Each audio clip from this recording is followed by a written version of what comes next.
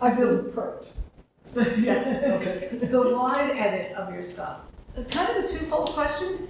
How did you choose what to photograph? And then how did you take all of those photographs and whittle it down to this amazing show? Okay, so I took about 1,400 photos. Some of you already know this. I got quite sick on this trip. I'm a fellow traveler, and there are times I just got on the bus, got off the bus, and did everything I possibly could. But we did a lot of walking, a lot of going back and forth on the bus, but a lot of walking. And I did what photographers are supposed to do, which is called run and gun. Essentially, it's like, and part of the reason for that was, one, I didn't want to be offensive and essentially clue in on particular people or groups of people, because I think that's impolite. I would say the first 4 days, I was practicing with my camera, but I started to learn how to take pictures from the hip and back and not from my eye. Sometimes, like scenes such as the last picture there was something that we passed several times, and I said, I need a picture of that. But otherwise, it was, and the architectural pictures are more, that's what I love is, lines and such. But people, the pictures of people, in order not to be, again, the bad American, I tended to try to do that as politely as I could. Except the woman in the kitchen, she knew that I was taking a picture. But there's a picture in my scene of a woman baking bread. And I asked her permission, and she said no, behind me. So I took a picture from behind, and that's what I could do. How I chose out of all those pictures, I probably sorted out about 100 pictures. Then I asked my critic group to help me. Which one should I print? And it was very painful, very painful. But that's what I didn't see in order to add pictures that I couldn't put up on the wall. But I chose because of color, because of culture, because of architectural, tried to put, include those things when I showed. Because I know it was a gardening tour. Oh, that! Yes, gardens. And we did see a lot of gardens, but to present a wall of gardens, I think can get overdone. And it was the culture. I have pictures of gardens, such as the character, the man who, in the blue, this was one of the gardens that we were in, but he essentially was the gardener. It was, I think he was a guard, because he walked with the guide and us through the garden very quietly, just sort of stood there as he's standing there. But yeah, next time I'll show the gardens. You'll show the gardens? Okay. Okay, what's interesting for me looking at these is there are some that there are a couple of photos that are just what I think of when I think of you and your work, and there are others that kind of took me a bit by surprise. So like the oil amphors, that is so clear. Oh. That's sort of very quiet, restful, reminds me of, your sneakers. So quiet. Yeah, but so many of yours are that way. Even the architectural one next to it is that. And this one here, the black and white with the people in it, are very,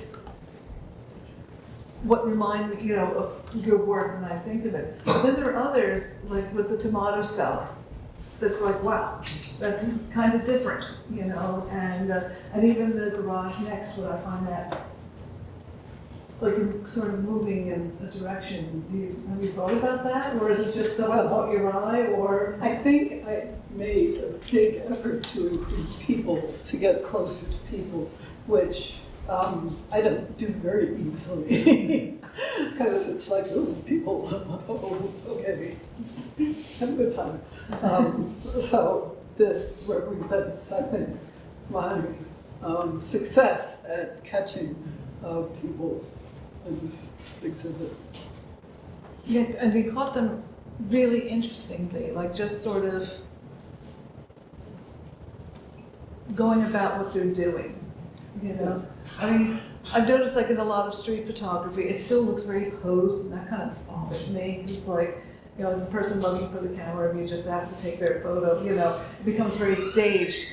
And these don't have that staged feeling. It seems like you just really caught people in just doing what they do day to day. I think what's happened to street photography when I look on Instagram or YouTube, street photographers are almost doing the same thing. Again, the person with the umbrella and with the shadow, and it's like, oh, more umbrella, more shadow, oh, great, another umbrella, oh, okay.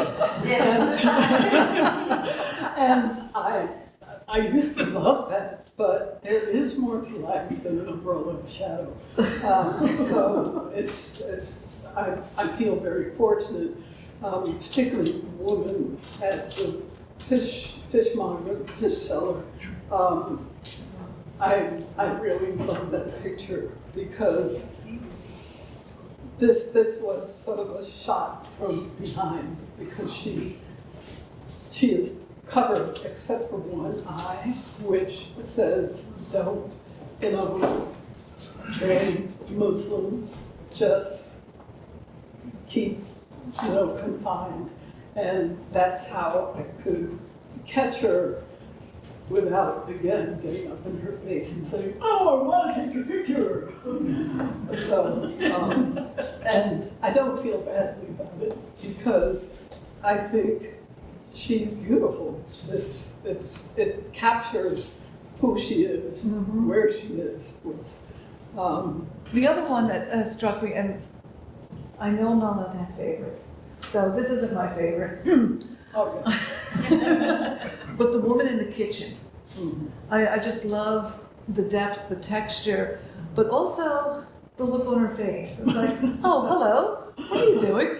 But again, a very natural kind of, and, but I mean, I really love that photo, and catching her in the act of doing what she does in the kitchen. So how did you manage to get into the kitchen? Oh, this was in the Oasis Turok.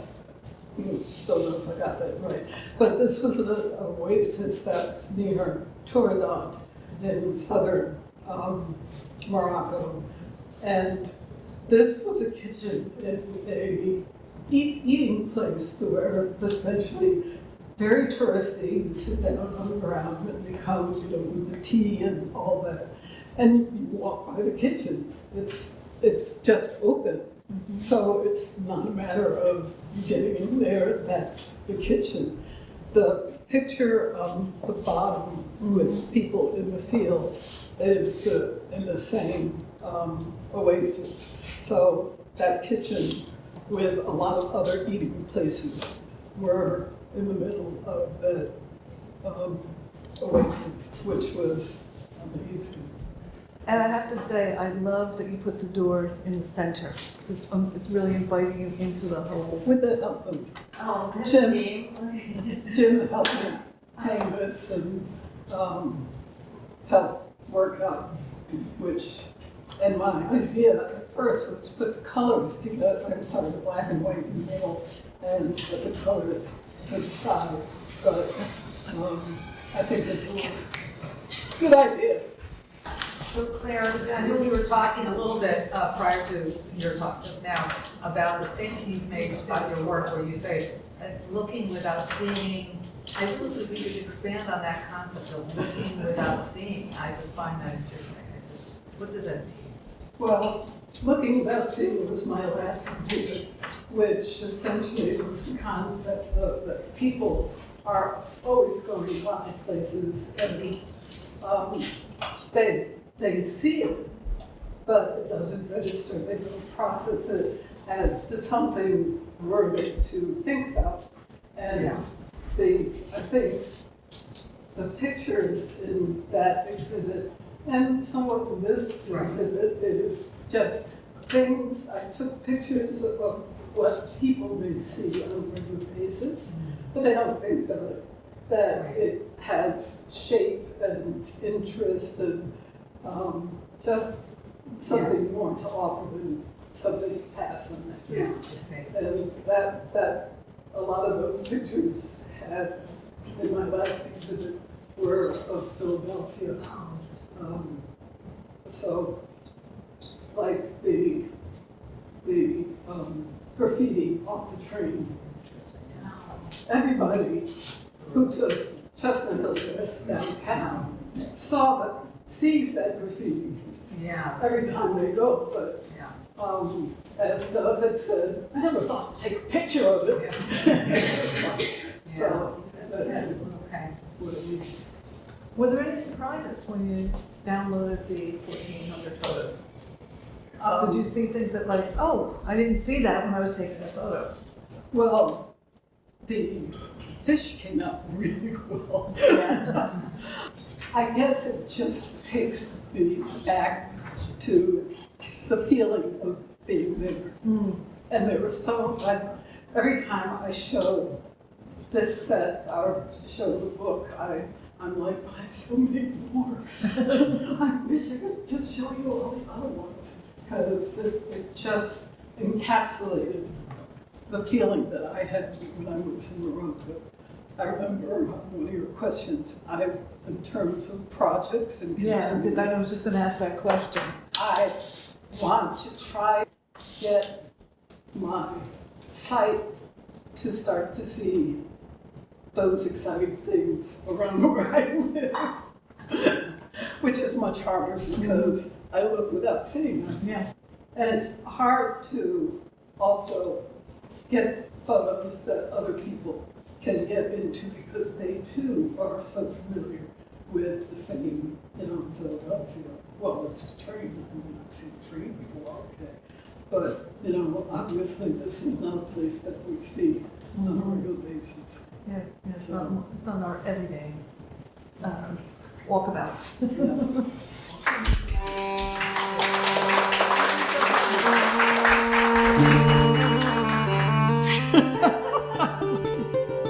So, the book, photographic art is often created to bring forward the harsh realities of current life. It's also a means to escape and find joy in the beauty of our surroundings despite them. I chose joy traveling to southern Morocco in April of 2025. Within are a few of the jewels I was able to capture.